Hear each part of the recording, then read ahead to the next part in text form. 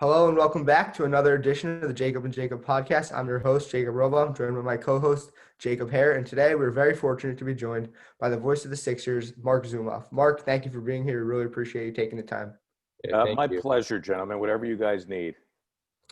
So with that, let's get right into the interview. So let's start with a simple question to get us going. What made you want to get into broadcasting and become a broadcaster? Good question. I think just my own instincts and innate desires. I don't think it was a conscious choice on my part per se. I think I just remember as a kid listening to the radio. And in my day, disc jockeys, they called them, they were radio personalities, and they would do something called talk up a record, where they would give the weather or talk about something that they were doing that night. And suddenly when they were done talking, the lyrics would come in. So I thought that was really cool. I started doing it myself. And I found that I enjoyed speaking into a tape recorder and doing that kind of thing. So then I was a sports fan, of course. The Sixers were, believe it or not, my first love. And I used to turn the sound down of the TV and do games into a tape recorder. And I found that I liked that. So I think we're all born with gifts.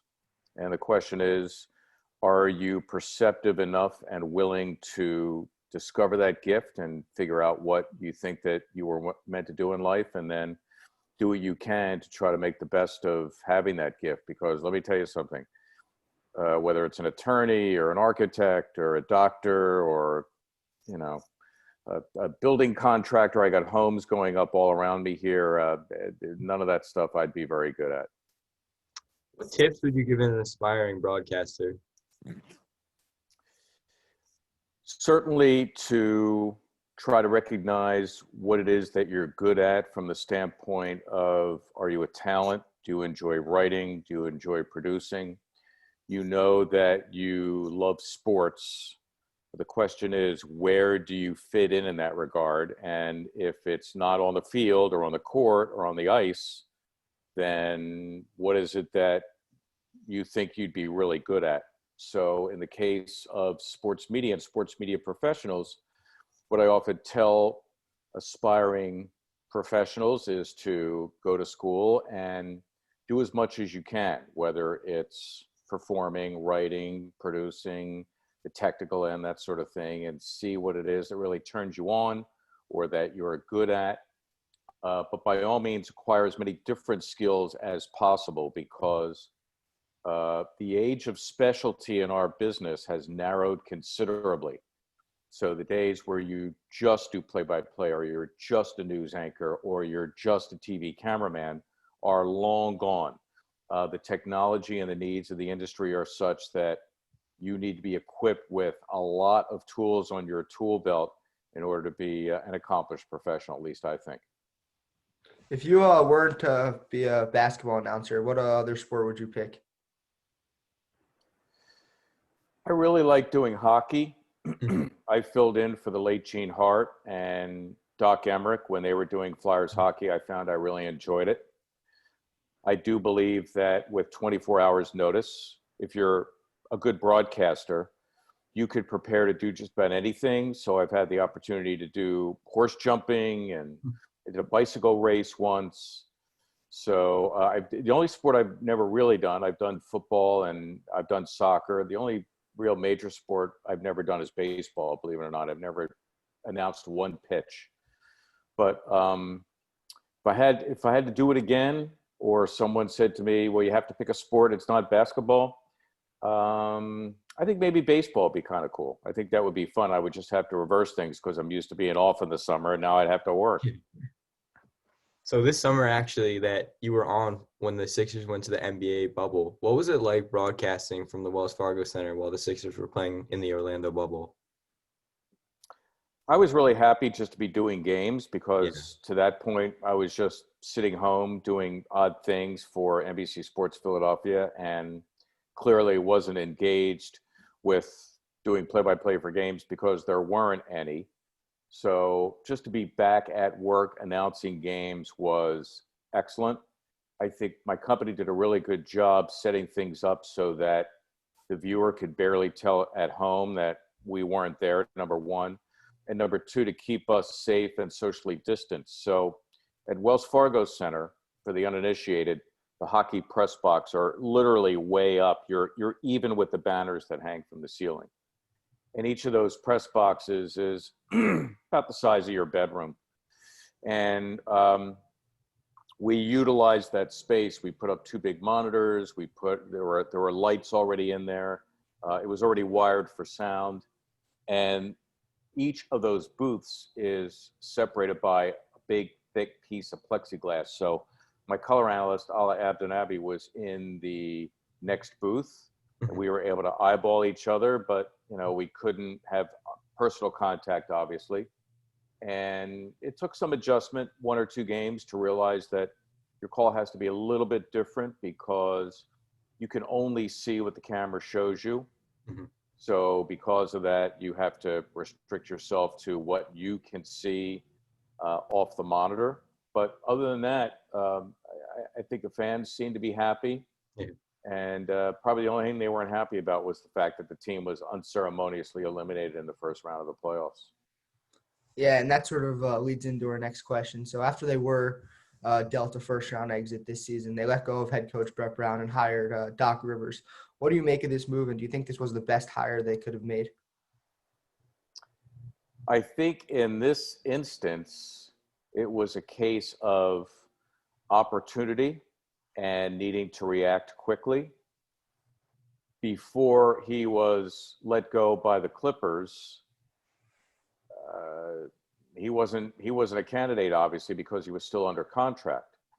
But as soon as he was let go by LA, it was an opportunity for the Sixers to get who I think was the best guy in a field of experienced coaches, Mike D'Antoni and Tyronn Lue, et cetera. So, and when you think about his resume, he is a Hall of Fame coach. Yeah, 100%. So he has over 900 wins. I think he's 11th all time. He'll be 10th, I think, as soon as he wins his next game. And his resume is just marvelous. He has an NBA title. He has coached superstars. He had a long career in the NBA as a player. He is well-versed in philosophies that he was able to gather outside of basketball, that he uses inside of basketball to help manage people and do a lot of things that I think are very beneficial to making him a success. So I'm really looking forward to working with him. I'm looking forward to watching him do his thing. And I think the critical piece here is he has to get Ben Simmons and Joel Embiid on the same page as it relates to their abilities to help galvanize the locker room with and for him, and the ability to help lead players and enforce whatever mandate that Doc Rivers puts out there as a head coach. Do you expect Doc Rivers to maybe lure free agents to come to Philadelphia? I certainly think, and Brett Brown was actually the same kind of coach, a coach that players enjoyed playing for. So in that regard, I think that, sure, if you have a coach like him and he has the kind of reputation that he has around the NBA, it's going to be attractive to free agents. The Sixers are going to have to do some maneuvering with their roster because right now they're pretty much locked up in terms of all the salaries that they have. And, obviously we know about the big contracts for Tobias Harris and Al Horford, and Ben Simmons and Joel Embiid are signed as well. So with those 4 guys, you've tied up a lot of money there. So, I would guess that there are some free agents that could be available. Trading might be an option for them as well. There's always the draft. Mm-hmm. So it's going to be interesting to see, because I think that they are totally convinced now they're going to have to retool the lineup, that certainly starting Horford is not going to work. Mm-hmm. The one thing I'm encouraged by is the fact that Doc Rivers did coach Tobias Harris when the two were with the Clippers, albeit a relatively brief period of time. But during that time, Tobias, statistically anyway, had some of the best numbers of his career. So if he can unlock him and get him a role that's comfortable, when you consider that Ben's going to get his touches and Joel obviously has to have his, That'll be a great accomplishment for Glenn Rivers and help the Sixers to realize the value of Tobias Harris. So you mentioned Al Horford earlier, and there's been a lot of trade rumors floating around about Horford. Do you expect Horford to be on the roster next season? That's a really good question. And obviously it depends on what sort of deal can be made. He is still a viable player, though obviously with the number that he's being paid and his age, that is obviously an issue.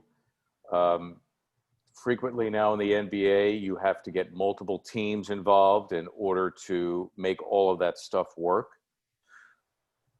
The thing that I've learned through my years of covering the league, and I've been covering the league since '83, so do the math, it's almost 40 years. Players are talked about all the time. Even LeBron James is talked about, even Kevin Durant is talked about, or Joel Embiid, because general managers always like to have an understanding as to what their players are worth in the market. So whether it's Tobias Harris or Al Horford or even other guys on the roster, GMs are always inquiring. You're always inquiring, hey, what do you think this guy's worth? That kind of thing. We'll see. The one thing I will say about Al Horford is the original reason they got him was the fact that they are limited in, or at least historically limited in, the number of games that Embiid plays. So if you could trot out a 5-time All-Star in place of Embiid, who, has a history of missing at least a quarter of the season, that is certainly a player to have on your roster if you could still work that out. When you look coming into this season, there's obviously still a lot of uncertainty, and we haven't even had the draft yet. That's about a month away. Do you think that this team, if they were to leave the roster as is now and bring in someone through the draft, do you think with Rivers as the head coach, they would be more equipped to make a deeper playoff run next season and be better than they were last season? So they obviously then would have to take the original philosophy of going with a bigger lineup in a league that has trended small and try to make that work. I guess you could argue in some respects, the Lakers made that work. They had a relatively big lineup. So, can they do that in this day and age where the Houston Rockets are shooting more threes than twos sometimes in a game? We'll have to see. I do believe that the three-point line has been the biggest change in our game. It has had the biggest effect in our game, certainly over the last decade or so. Can the Sixers buck that trend? Will they have to buck that trend out of necessity? I don't know. It's a great question. It's not one that I can answer, but at least now they're going to have a different coach who'll be able to try different things, and maybe we'll be able to work with it. So let's say the Sixers do make a move this offseason. What's one move that you'd like to see the Sixers make in the offseason? I certainly think you can't, related to my previous statement, have enough shooting. Yeah. I don't think the Sixers were a bad three-point shooting team, but they clearly weren't the best. And I think it's pretty much a consensus that when you have Joel Embiid and Ben Simmons on the floor together, that they need to be surrounded by three shooters in order to create space.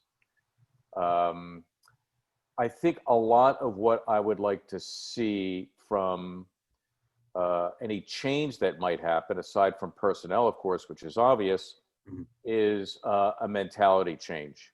Yeah. And that is more of a blue-collar type of approach to the game, whether it's taking a charge, whether it's being physical, whether it's doing whatever you need to do on the defensive end, which is kind of where I always look at the game. How good are you on the defensive end? Those are the kinds of changes I would like to see. I will say that I believe the numbers show that when both Embiid and Simmons were healthy, the Sixers' defensive numbers were top 5 in the NBA. But obviously, Simmons had his toughest season in terms of injury, not discounting that first season that he missed because of the broken foot. And of course, Embiid had his share of time when he was on the sideline. But if they could figure out a way to keep those guys together on the floor, they'll be one of the better defensive teams in the league, and that to me is very encouraging. And do you expect the development of now second-year player Matisse Thybulle to grow under Doc Rivers? I do. I think that he is going to be a really good 3-and-D guy in our league. I think that to this point, defensively, Matisse has done well because he's so remarkably gifted athletically that frequently he is able to make up for mistakes. My sense is that he's the kind of player who, after spending his rookie year in the NBA, has learned from that and won't take as many risks and won't do as many things which will get him in trouble.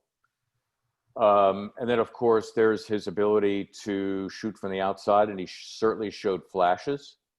I'll tell you what, I would say the first 10, 15 games, he might have been close to a 40% shooter from beyond the arc that eventually leveled out. But if he could become, like a Danny Green type, where he can become a 40% three-point shooter and defend really well, he's going to be a very valuable player on the roster and be able to play in the NBA for a long time to come. Do you think that with the Sixers' problems last year, that of course they lost Ben Simmons right before the playoffs, but in the regular season, do you think Simmons and Embiid's, do you think it was their inability to sort of maybe play off of each other and work together, or do you think that there was a bigger problem that existed? I certainly think that when you have two players who need the same space on the court, there are going to be issues. I think that when the Sixers are able to break out in the open floor, Simmons is a wonderful player to watch. Clearly, Embiid has to have his touches. He has shown a willingness to go outside because he's had to.